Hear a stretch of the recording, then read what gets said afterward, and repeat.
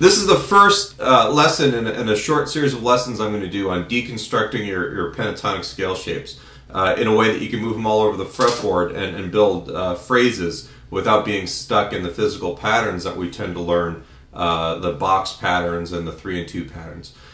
This lesson is just to get your feet wet. I'm going to give you one of these little cells, as I'm calling them, and show you where they duplicate in like 5 different places on the fretboard, which is not all of them.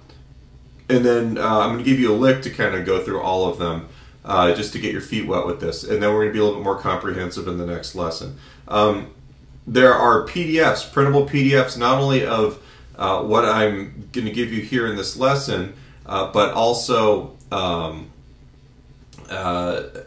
PDF with all the different permutations of each of these cells. They're going to be where you can find this. There will be a link underneath the video. Click that link, whether you're on YouTube or any place else, and it'll take you to the page with all this information. So we're going to go through the cells first. The first one is going to be 3rd fret and 5th fret on the 6th string, 3rd fret and 5th fret on the 5th string. So you just have this little box right here. And we're in the key of A minor pentatonic. That's kind of the home position that we generally tend to play, you know, that sort of stuff. But we're going to start down here. That's our first box, that's your first cell. And in the A minor pentatonic scale, this note right here is your root, the 5th fret on the 6th string. This is going to be your 7th. And it's kind of important to know these notes relative to the root, because that's going to help you see things a little bit later on. In the lesson material on my site, there's going to be links to the pentatonic scale series that I've got, where we go over this stuff too, which will be real helpful. So this will be the minor 7th, the root, minor 3rd, and the 4th. And these are 4 of the 5 notes in your minor pentatonic. The only note that we're missing is going to be your 5th right there. So that's your cell number 1. Cell number 2 is the same idea, an octave higher. The 5th and 7th frets on the 4th and then 3rd strings. And they're the same notes. Minor 7, root, minor 3rd, 4. Alright. This will also duplicate up here. 10th fret and 12th fret on the 5th and then 4th strings. Same notes, just in a different octave. These are all still in the key of A minor. And then the last cell, cell number 3 for our purposes today, 8 and 10 on the 2nd string and on the 1st string.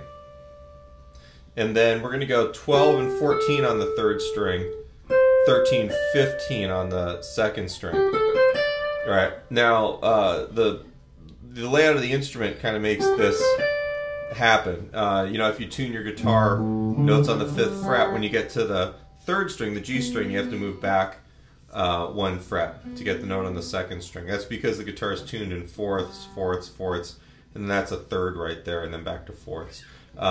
We'll talk about that in another lesson, but the idea is when you get to this part of this, whenever you get to the 3rd and 2nd strings, any of these patterns is going to get kind of shifted over a little bit. Alright, so the lick here in cell number 1, I'll play it one time for you. Alright, it's going to be 3, 5 on the 6th string, 3, 5 on the 5th string, then you're going to bend a whole step on the 5th fret, and then 3 on the 5th string, 5, 3. So it's 1 and 2 and 3 and 4. Now, if you're counting, just straight 8th notes. Notice that I'm bending down on the 5th string. If I were to bend up, I'd go off the side of the fretboard. I have a habit of I like to bend down on wound strings and then up on the unwound strings. So that way we're actually kind of moving towards the center of the fretboard. You have more real estate to get to. Alright, so that's the first box. You should be able to take this idea into the next box here, or cell. 5, 7, 5, 7. This is cell 2, and we'll call it 2A. Same exact thing is down here. Alright, if we take this idea and move it into the next version of this box, it's marked cell 2B on the tablature. it's 10, 12, 10, 12 with the bend. As you're starting to see where these things all lay out. And then we're going to have the higher up octave, which is going to be the 8 and 10 on the second and first strings, cell 3. Alright, and then that same octave is going to be right here. Right. Now, I'll take these ideas, say I'm playing over a...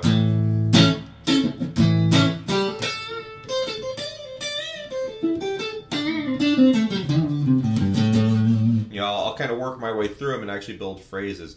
Staying in one part of the fretboard gets boring real quick, so I like actually taking an idea in one box and then end it in another box.